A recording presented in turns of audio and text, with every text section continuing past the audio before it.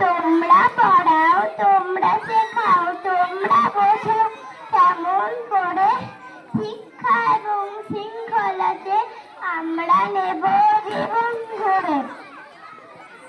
মনের মাঝে যত্ন করে দাও ছড়িয়ে জ্ঞানের আলো, কেমন করে কথায় কথায় দাও চিনিয়ে মন্দ ভালো। আমরা কোথাও ভুল করি যেই ঠিককে শেখাও তোমরা এসে, ভয় পেলে সেই ভয়টাকে উড়াও সরিয়ে এক নিমেষে। তোমরা আলোর স্বপ্ন দেখাও, তোমরা পরম পূজনীয়, তোমরা আমার শিক্ষা গুরু, সবাই আমার প্রণাম নিও, নমস্কার। শিক্ষা দিবস সেই মহামানবের চরণে আমি সাষ্টাঙ্গ প্রণাম জানাই। তিনি একজন বিরাট আকারের মানুষ ছিলেন, খুব পণ্ডিত লোক ছিলেন, বড় যা পৃথিবীর মধ্যে বিখ্যাত দার্শনিক।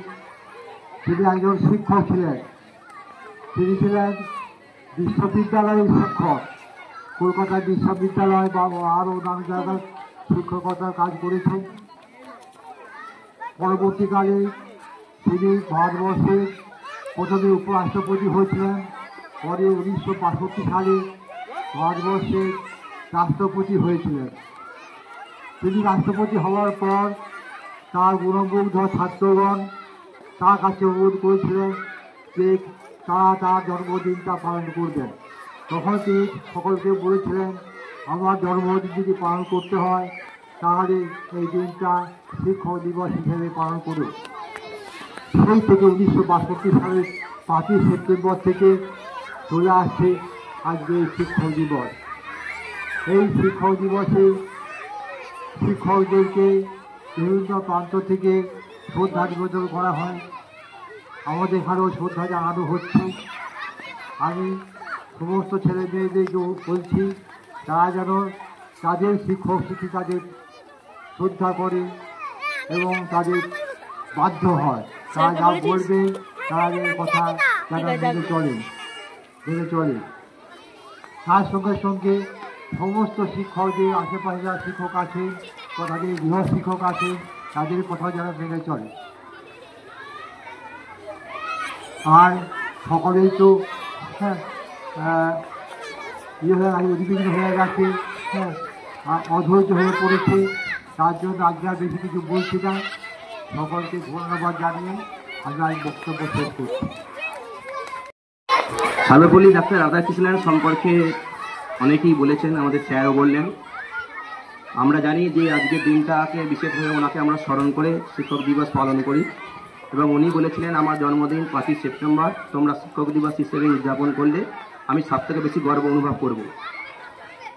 তো আমি আজকে একটা ছোট গল্প বলি। ছেলেমেয়েরা একটু দয়া করে বসো, একটু দয়া করে বসো, অনুষ্ঠান শেষের দিকে প্রায় হয়ে গেছে। আর তো স্কুলে আমাদের যেমন শিক্ষক শিক্ষিকারা আমরা সবাই থাকি, ছেলেমেয়েরাও থাকে, এদেরকে নিয়ে আমাদের প্রতিষ্ঠান। তো সেই রকমের একটা শিক্ষা প্রতিষ্ঠানে একজন স্যার ছিলেন, তিনি খুব কড়া। ছেলেমেয়েদের তিনি শাসন করতেন পড়াশোনা না পারলে, কিন্তু আবার স্নেহ করতেন, ভালোবাসতেন। তো সেই রকমই একটি ছেলে একদিন অঙ্ক করেনি, টাস্ক ঠিক মতো করে আনেনি, CWS ঠিক মতো ফলো করে না। তো ছেলেটি প্রায় প্রথমে স্যার তাকে খুবই বিনয়ী নম্বরভাবে তাকে বোঝালেন যে তুমি এগুলো ঠিকমতো করে আনো, নাহলে তোমারই পরীক্ষায় অসুবিধা হবে। তারপরেও ছেলেটি 2-4 দিন করার পর আবার সেই ক্রমাগত একই করে যাচ্ছে, ভুল, কিছুতেই করছে না, টাস্কগুলো ঠিকমতো ফলো করছে না। তো স্যার তাকে একদিন খুব শাসন করলেন এবং তাকে ঘরের বাইরে, স্কুলের বাইরে নয়, ক্লাসে ঘরের বাইরে বার করে দিলেন। তো ছেলেটি সেটা দেখে সবাইকার মধ্যে খুব খারাপ লেগেছিল যে আমাকে স্যার বার করে দিল, আমি ঠিকমতো অঙ্ক পারলাম না বলে আমি আর স্কুলেই আসবো না। এইভাবে ছেলেটি আস্তে আস্তে দেখা গেল স্কুলে আসা ক্রমশ বন্ধ করে দিল এবং মাস এরমভাবে বছর কেটে গেল, বেশ কয়েক বছর কেটে গেল। স্যারও আস্তে আস্তে রিটায়ার হয়ে গেলেন। তারপরে বেশ কয়েক বছর পার হয়ে গেছে।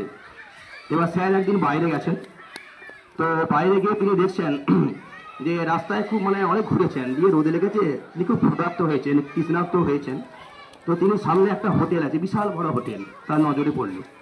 তিনি সেই হোটেলে গেলেন এবং হোটেলে গিয়ে তিনি যারা ছিল হোটেলে, যারা দায়িত্ব নেয় খাবার দাবার সার্ভ করা বা দেওয়ার ব্যাপারে, তাদেরকে বললেন, বাবা আমাকে একটু খেতে দেবে, আমাকে ভাত দাও, আমার তো কাছে বেশি পয়সা নেই, তো এই পয়সার মধ্যে যা হবে তুমি আমাকে তাই দাও।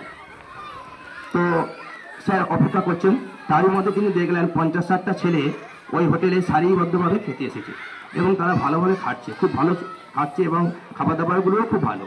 তো স্যার অবাক হয়ে গেলেন দেখে, বাবা এত ছোট ছোট ছেলেরাই এত নামি দামি হোটেলে খেতে এসেছে, ওদের বাবা মারা নিশ্চয়ই হয়তো আগে থেকে পয়সা দিয়ে গেছে। যাই হোক, তো স্যারেরও খাবার এলো। তো স্যারের যে খাবারটা এলো স্যারের জন্য, তিনি দেখে অবাক হয়ে গেলেন। তিনি বললেন, আমি তো এই টাকায় এত খাবার আমি বুক করিনি, অর্ডার দিইনি, এত খাবার কি করে এলো? তো যিনি খাবার দিতে এলেন তিনি বললেন, স্যার এটা আপনারই, আপনি খান, চিন্তা করবেন না। তো যাই হোক, স্যার অতজনের সামনে, অত লোকের সামনে সেরকম আর কিছু বললেন না, তিনি খেলেন। খাওয়ার পরে বললেন, স্যার আমাদের মালিক আপনার সঙ্গে দেখা করতে চান। যে তোমাদের মালিক দেখা করতে চান? স্যার একটু ঘাবড়ে গেলেন, বললেন হয়তো পয়সা নেই আমার কাছে, দিতে পারবো না বলেই কি তাহলে অপমান করবে নাকি, স্যার একটু চিন্তিত হলেন। তো যাই হোক, স্যার তখন গেলেন সেই মালিকের কাছে, গিয়ে তিনি বললেন, বাবা আমাকে দেখেছো, আমার কাছে তো পয়সা নেই বাবা, আমি প্রথমেই বলেছিলাম আমি এত খাবো না বা অর্ডার আমি দিইনি কিন্তু বাবা। তখন মালিক বললেন, না না আপনি বসুন, আপনি ব্যস্ত হবেন না। দিয়ে তখন সেই মালিকটি তারপরে বললো, স্যার আপনি আমাকে চিনতে পারছেন?